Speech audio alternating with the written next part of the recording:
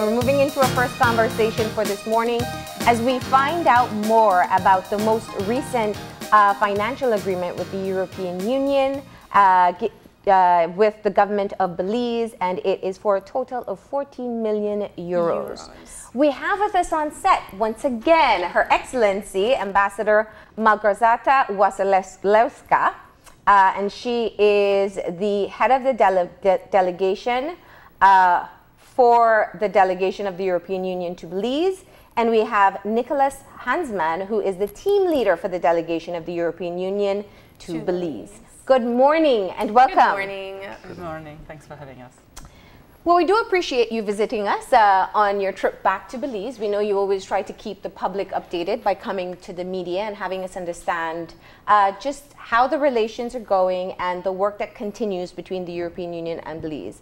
I want to start off by getting directly into the line of financing that was recently made in conjunction with the government, and it is a substantial amount of money, which I was pointing out as you came in, and it is looking at sustainable energy. Let's talk about how this fits into the general development plan for Belize and how the European Union, or why the European Union finds it fit to support it. Sure. It's wonderful to be back, and thank you for giving us this chance to explain a little bit about our partnership, and particularly this sector for which we've signed a public finance agreement, financial agreement yesterday with Prime Minister. So this is the third of the main sectors of support that's at the core of our partnership. But as I always stress, we do not impose these sectors. So this is in line with the country's own vision for the future. And energy sector is a strong part of the vision of 2030. We know how difficult energy sector is here, and I will let Nicholaus explain a little bit more the details of what it will provide.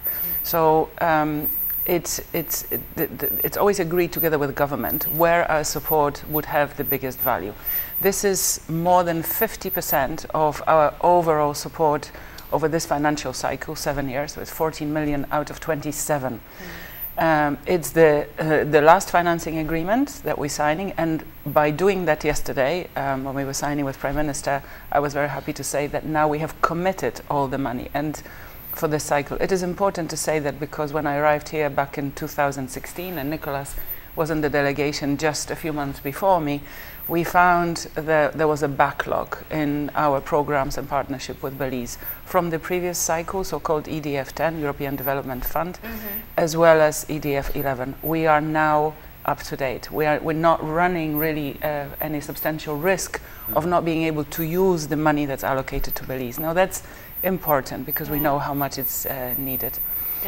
Nico, that's the bigger picture. I will let you explain a little bit more how it will benefit the people and what are the main sectors of the support. Okay, thank you. Good morning. First time for me here, so I try to do my best. Yes, Belize has developed some years ago what is called the Sustainable Energy Roadmap, which is finally attempting to produce clean, green energy in the country, even probably export it to neighboring countries, and that the energy consumption in the country would be as most energy efficient as possible. So there is an existing national framework for the sector energy, and we will support over the next years 3 main components. One is, the first one and the principal one, is to expand access to energy to the entire Belizean population, which is mainly, there are still locations, especially in the south and southwestern border, sometimes rural, indigenous Mayan communities which have no access to energy, and to expand the national electricity grid is not efficient, very expensive, would last many years. So there is a very interesting new technology package available, which we call the mini grids. So it is a little, let's say, independent solar power station in a rural community connecting 30, 40 households, the school, the health post, probably street lights in the night. So we will identify the 4 or 5 spots for these mini-grid systems and so-called standalone systems that are smaller power stations run by solar energy. That is the main component. It will be coordinated and contracted with BEL, Belize Electricity Limited, to supply the hardware, and smaller private enterprises in Belize specialized in the solar energy field, which are already in the country. They will do the identification, the installation, and the maintenance of these systems. So that's more or less 5 million of this substantial 14 million. Have you piloted this program, the mini grids or the standalone systems? Yes, they're already quite well identified now. The specific studies have to be done, and especially the technology components are always changing over the years. Solar energy is a sector with very rapid development, technological development, so that has to be done now. But I think it's important to stress that we support, we don't drive. It's very much the ministry that drives the overall long-term program for renewable energy, accessible energy, hopefully cheaper energy, affordable to all people. So the test that you're talking about and the piloting is done by the ministry. Yes. Okay. We have to be convinced that our support goes into a program that already exists, that's been tried, and that there's a clear roadmap where it's going to. Yeah. I just want to take this a little bit back. For the average Belizean that does not know what the European Union is or your purpose for working in Belize, could you elaborate on that a little bit for us? Why Europe is helping Belize? Yes, and also your purpose, ideally, as a whole. All right, so people always suspect that we've got an ulterior motive. And because we are a donor, our assistance is in form of grants. Again, why, what do you get in exchange? Europe is prosperous, much more prosperous than various parts of the world, but it doesn't make any sense in just growing ourselves if we leave the rest of the world behind. We've got massive migration challenges today. So part of our core values is to help the other parties, help the outside world to also grow and to develop together with us. And of course the pace is not the same. So we have development cooperation and partnership with all countries in the world that need it, even those which are in conflict. So the assistance does not come from anywhere. It's taxpayers' money, basically. So it's people-to-people assistance. And the allocation of particular envelope, how much money per country, what are the priorities, it's a long discussion how this is decided. We're now in the middle of renegotiating a new legal agreement with ACP countries, so Africa, Caribbean, Pacific, which will be the legal basis of our cooperation. At the moment we have a Cotonou agreement. So there is an allocation for the Caribbean, and then per country where the development assistance, for those countries that qualify, which of course depends on the GDP and so on. Okay. So Belize obviously has developmental needs, and we are here to assist and help people in line with the shared values: democracy, human rights, rule of law. So apart from the cooperation assistance, we also have political dialogue where we discuss those issues where we can try and assist Belize: human rights, gender issues, inequalities, and so on. And probably I can add to that it is an international framework for cooperation, and Belize is part of that. You sometimes in earlier opportunities, you have always heard the word European Development Fund, which is over many decades a relation between ex-ACP countries and Europe, but also what we call the Paris Declaration from 2000, which is now commonly known under Sustainable Development Goals. So under that perspective, Belize has a national development plan, which is the Horizon 2030, and broken down in sustainable growth plans and so on, 5-year plans. So we align with these policies under the principle purpose of poverty reduction. That is a very important internationally agreed principle. And poverty is, for example, very strongly driven by access to energy.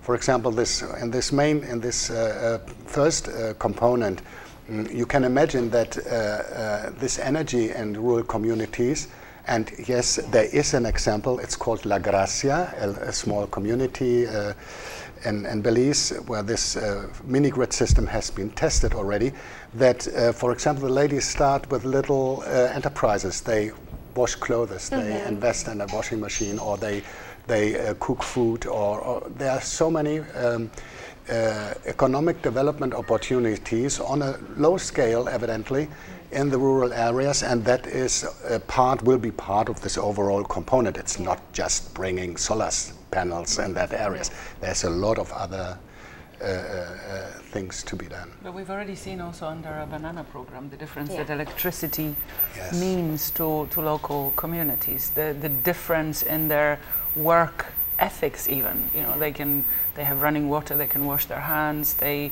can come to work a little bit later. The noise of the generator, the smell was actually making people unwell. Now they can get up a little bit later. The children don't have to do their homework by candlelight.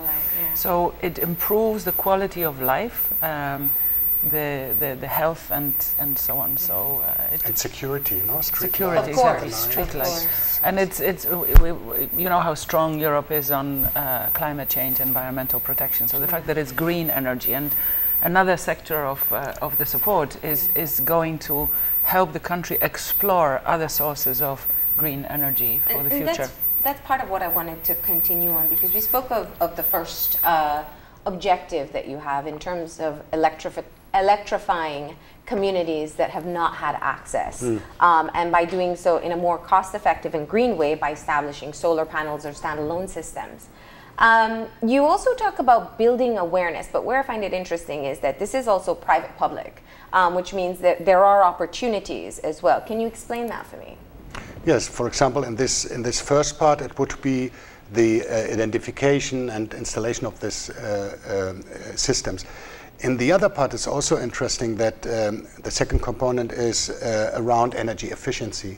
So that is, for example, the household appliances, the microwave, the air condition, the refrigerator, very importantly. So we will, together with the government and, for example, Public Utility Commission, with other entities like customs, for example, and private companies which sell these appliances in the country, raise awareness, do standards, develop the standards, and these rebates schemes on these appliances, especially refrigerators, that would involve the private sector, for example, for distributing energy efficient new appliances and drop and reduce the consumption of energy at the households. Again, make them more affordable. Yeah. So and I've seen that change in my own country, in Poland. People would buy the cheapest, but the cheapest ends up being most expensive in your running costs because its energy is totally inefficient. So the marking of the appliances suddenly makes people think, okay, it's worth spending an extra €100 when I buy it because the running costs are going to be so much cheaper. And that does not exist here. They will also collect some of the old appliances. Yes, that is probably, it will, it is, we have to still define exactly with the Ministry of Public Services, they have an energy unit, how to direct this rebate scheme. It is obviously very expensive. Yeah. We have an estimation that I think there are some 70,000 refrigerators in this country. So if we want to make an impact and work, for example, over a third of them, it would be 20,000, 30,000. And for example, a rebate scheme of a little incentive of, I'd say a little $100 or American or I don't know dollars, over an average price of $800 of a normal refrigerator, not the big ones, no, but the normal ones. That makes a very important contribution. But also, obviously, we have to work with the credit unions to offer that. And as the ambassador says, we have to take back the old refrigerators. It wouldn't be a nice project if then there are thousands of refrigerators thrown at the dump site. So it is a complex undertaking, and for that we will work with the Inter-American Development Bank, IDB, here in Belize. They are already, together with the ministry, working on a proposal on this energy efficiency component, which is principally this rebate scheme, but there are many other things to do. For example, if you would develop new standards for an air condition, but in customs, for example, they would not know how to prove that, or if the electricians would not know how to repair them. So it is a complex. Well, and that's where I wanted to ask, because that was fascinating in terms of how holistic it is. The idea of, to simplify it, removing old machinery that are wasting electricity to the more energy efficient or the more modern ones, which we know if we go into the stores cost a lot more. But looking at the projects as they've been put forward, is there enough thought put into looking at the importation of these machines? Because they have to come into the country to be sold first. And in a developing country, we are reliant on what is brought in, whether it's an old car that's a gas guzzler or an antiquated air conditioning system. Yes. So this is, since Nico mentioned also partners, this is where the role of the ministry is crucial. And I have to stress, we have part of a successful partnership is a good cooperation with the line ministry and the national counterparts. So the National Authorizing Office, we really value their cooperation, but Minister Mena, CEO Alan and his team are crucial, and they lead this large project. Our support will obviously fund one part of it, but they have looked at, this is where Nico mentioned, this roadmap. So you're not going to get there overnight. It's not going to take 2 or 3 years. It's a long-term project, but they have looked at all the different components, including the cost of bringing new equipment. But it's time that Belize moved to the 21st or even 22nd century, and that some of those old energy inefficient equipment is not dumped on you. Yeah, but what is the timeline that we're looking at? Yes, I was just going to ask that. But remember that our component will not fund the whole entire thing. Transformation program. There will be other funders. So your funds is for the rebate? Well, in that second component, which is, I spoke about the first one, which is around 5 million euros, the second one around 5 million euros, and then we have a third one, we advanced that.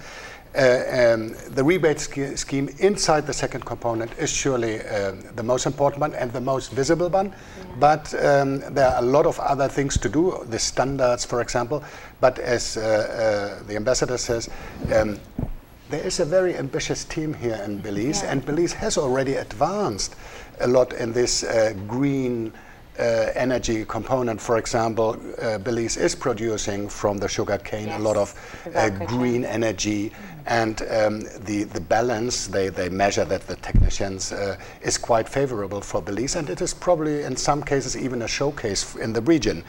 And it is very connected. We have a regional institution called OLADE, which is specifically concentrating on energy and electricity. And the neighboring countries, Mexico, have apparently, there is some interest to connect and interconnect better the Northern Triangle and the Yucatan Peninsula and so on. There are regional movements, and Belize is very on top of that, very good connected also with other worldwide research on energy. So we are coming at the right moment. It will be for 4 years. You know us, we will be running behind the times always, but I think there are very good perspectives to reach in short time even quite visible things. For example, in this energy efficiency component, it will be interesting to select, it is foreseen to select some public buildings to make them energy efficient. Look, for example, as your lights here. No, but make them an example. A showcase. And for example, you can imagine a polyclinic or something like that, where a lot of people come out and go in and come out and see that it is possible, or a town hall or something like that, to demonstrate that energy efficiency is possible even on a household level, because many times we say, well, what can I do on the big problem? Well, there are concrete things to be done. But my suggestion is that maybe you invite someone from the ministry to explain the large plan, because it is ambitious, and I am certain if this team is driving this program, that they will see not only Belize leading in the region, but really becoming a hub for renewable energy. So they are very, very ambitious. From the funds that have been dispersed, where do you see the short-term impact being made, where people can say, look, this is, or you can say this is a result of this agreement with the government that we've been able to achieve this? I would say the mini-grids. Obviously, it's not going to touch the whole country, but the people who are not connected, you're going to be able to go and visit and hear from themselves how their lives have changed as a result. That's the most tangible thing. You know, there'll be lots of other things happening in terms of the overall sector governance that is always harder to explain to people. Why has the overall energy sector improved when regulations change? You can't really touch that that much. But I think the mini grids and the proportion of communities who are not connected and what change that brings in their You know, lives. I believe that this is a very tedious process. As you mentioned before, we're really ambitious in regards to our approach for sustainable energy. When do you guys expect this project to begin? Immediately. Well, yesterday, it was signed yesterday by the Prime Minister. That's an order. Okay. So, but to really get on the ground. And we have already, obviously, until this point, where Prime Minister and an ambassador signs a financing agreement, there's already a year work inside these agreements and the contracts. And as I told you, for example, the IDB, we are already in close contact with IDB under the government leadership, obviously, that's for sure, to prepare this energy efficiency thing. And probably there is also a good component of changing street lights and household bulbs in huge dimensions, 10,000s of them. That is probably something, a quick win, as we call it. But on the other hand, I will still ask for a little patience. The heads are, there are some complicated things. For example, for a mini-grid, we would need a supply tender and bringing in technology and installing. So that's a mid-term thing. But there are quick wins, there are nice things to be seen, but give us a little patience for the next. Too much. But we will inform you. When the ambassador comes in, we'll come back and tell you. And I will put it that way. I finish my term in the region by the summer of next year. So there have to be results, tangible results before I leave. Because there's going to be pressure. Oh, there will be. But it's, as I said, there is a fantastic leadership in the ministry, and they don't do it for us. They do it for their own ambitious plans and for the people of Belize. So I'm sure we'll see results quickly. Is there technical assistance for people to be able to learn how to maintain these grids? Because I'm thinking if you're in a remote area and you have a solar, a standalone system set up or a mini grid, you know, how do you ensure that someone there is able to do the quick fixes or maintenance that's necessary? Yes, exactly, definitely. So that's the third component, technical assistance, as always. And that is part of that component. We have already in Belize identified half a dozen or even 10 smaller companies specialized on solar energy. And solar energy is quite extended in Belize already, with not just a little solar panel for a cooker. No, they run bigger systems, shrimp farms and so on. So it is interesting, and there is technology in the country. And I think this assistance is not so much to be provided from European funds or European technicians. No, it's in the country already, but it has to be mobilized and incentives to be given. For example, this third component will work a lot on the Energy Act to provide and see the possibility if from the regulatory framework there could be more incentives for private investment and, for example, in energy production. You know that BEL is part of a company which is producing energy here. And so that can be done, as you probably know, in many parts of the world. Small renewable energy plants are very attractive as as an investment. So to why encourage not people try to get into the studying business. that and providing that? I think Belize has some very interesting. Will there be a look at case studies in other parts of the Caribbean? I think it's Barbados, I think, that offers a tax exemption for solar panel use for your own homes.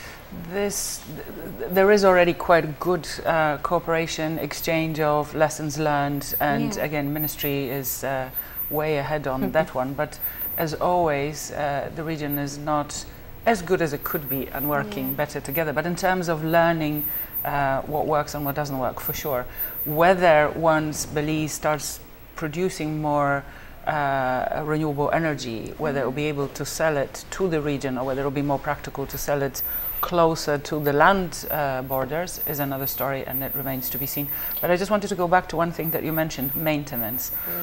That's crucial, and we will be discussing with the ministry how to make sure that it's provided, because too often when the equipment is handed over by donors, we find, not just us but other donors as well, that a few years later you find that it's dysfunctional and abandoned somewhere in the corner because funds have not been allocated for maintenance. So training and maintenance will be absolutely crucial.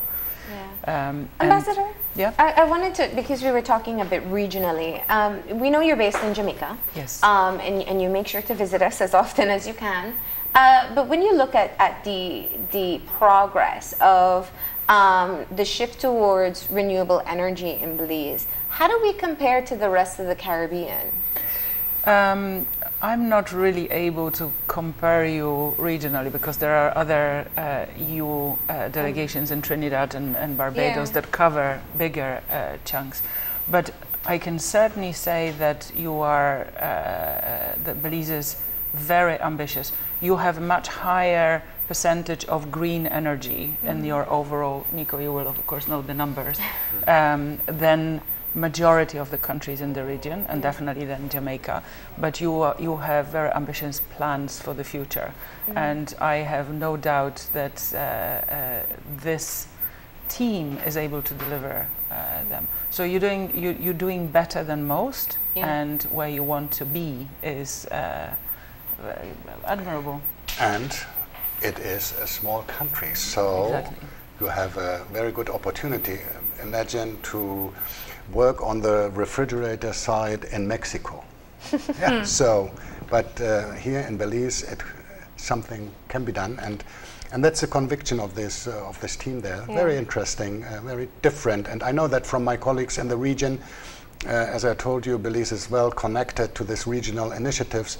We have the 5 Cs here in Belize, for example, and so they have been to many of these regional seminars, and we put a lot of trust in that team. Yes. Well, one of the key things is that that this renewable energy as a source becomes affordable, and that will be the conversation that we'll be having with the ministry, that it becomes affordable or cheaper even.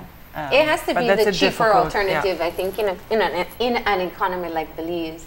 You know, I think one of the things that's been plaguing me in this conversation is one that we have very often here on the show, which is looking at the implications of climate change and the unpredictability that we have as well. You know, whether it's the dam, which we are lucky to have invested in early, but where we don't know the rainfall. I'm saying we, I'm sure they have projections, but the rainfall projections that they were once accustomed to has changed. We're in the middle of the rainy season. We've had like 3 bouts of rain since then. So looking at the adaptability of the projects, given the context of climate change as well.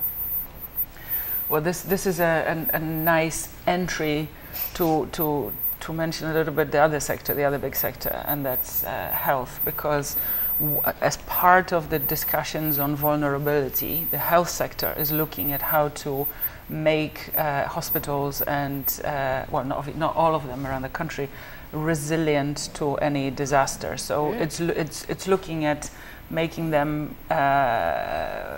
more reliant on renewable energy, but also how do we make sure that they function even if a disaster hits.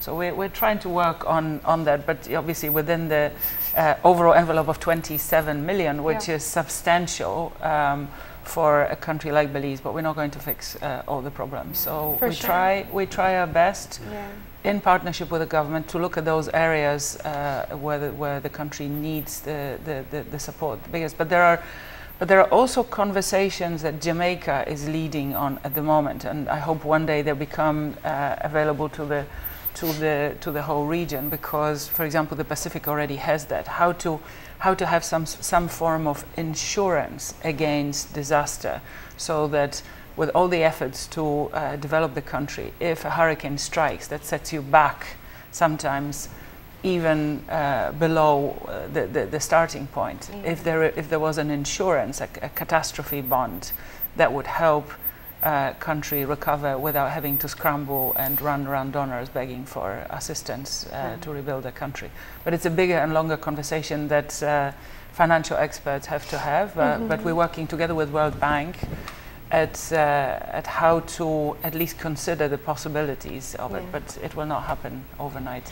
Well, I know that we're almost reaching the end of our segment, but I really want to point out the bigger picture here. Sustainable energy is only a small portion of our big goal for sustainable development, you know, the SDGs. And I'm just thinking about the general audience that's watching right now. How could you tie in or just explain to them how beneficial and important this effort is that Belize is taking on, all really aligning to our bigger goal, the bigger picture of the sustainable development goals? Wow, how do you do that in 2 sentences? I think we're in a very challenging time, and as we know, not everybody even in the world today believes that climate change is really affecting us. And so the droughts here or lack of rain is what affects this region. We've got an incredible heat wave in Europe, unprecedented heat wave. So you have even today a 14-year-old girl from Sweden who started a massive campaign. Was speaking at the French Parliament. Young people are calling for action. It is affecting all of us. Obviously, small islands, small coastal countries feel impact because of the rising sea levels. You've got the seaweed problem that is exactly, which is negatively impacting your tourism. We all have a responsibility to do something about it in our daily lives, and even in what we eat and how the food that we produce, that we eat, is produced, because it's affecting climate and environment. Energy and renewable energy is a big chunk of that, and so we're very pleased to be able to help Belize achieve its own ambition. Sustainable goals are many. This is one part of it. May I just one sentence, and probably we would I would like to invite you to participate, for example, with the United Nations and the other partners of Belize in development, to talk about the SDG agenda. You know, there are 17. Our activities, the 3 of them, health, energy, and we are also, for example, SDG 17, accountability, in the PFM sector, public finance management. So we are covering more or less 8 of them. Yes. Why only 8 and not 17? First of all, you cannot do everything. Exactly. Yeah? And, for sure. But secondly, because Belize concentrated on some SDGs, there is a process that from the overall sustainable development goals, you would concentrate according to your country context on certain goals. And Belize did that, and we are especially obviously covering them. But also you will see in the next weeks, probably from the United Nations, a very nice, important program on ending violence against women and girls, the Spotlight Initiative, another... And boys. And boys. And please, I leave this to the ambassador, but in any case, this is, for example, SDG 5. So that is a specific discussion. We are very good on that, and I think it is also a good example of this working together with the government and the different line ministries and the other partners. We are not the only one. Yeah. Probably at the moment, the biggest one, especially related to grant funding, because there are other partners with, for example, public loans, the bank, the regional banks and so on. But we are all partners in that because, for example, under energy and climate change, we understand now in the last decade or 2 decades that can only be done together. So that is a specific discussion. I invite you to have this discussion together with the other partners and, for example, the government. There are policy units working on that, and they're very informed public functionaries knowing about how to approach that sustainable development agenda. We have still 10 years to go, you know, it's 2030, but we are advancing on that. And it would be great if the colleagues, if I'm not here, have an opportunity to talk about this Spotlight on Violence program, which we'll be implementing together with you and family. Well, clearly we have future conversations to have, but we do thank you for coming in this morning and talking just specifically of this latest grant to the energy sector and for being able to explain your aims and objectives behind it. Thanks for having us. Thank you very much. We're going to go ahead and take a break, and when we come back, we are going to be discussing crime strategies with the Commissioner of Police. So please, stay tuned.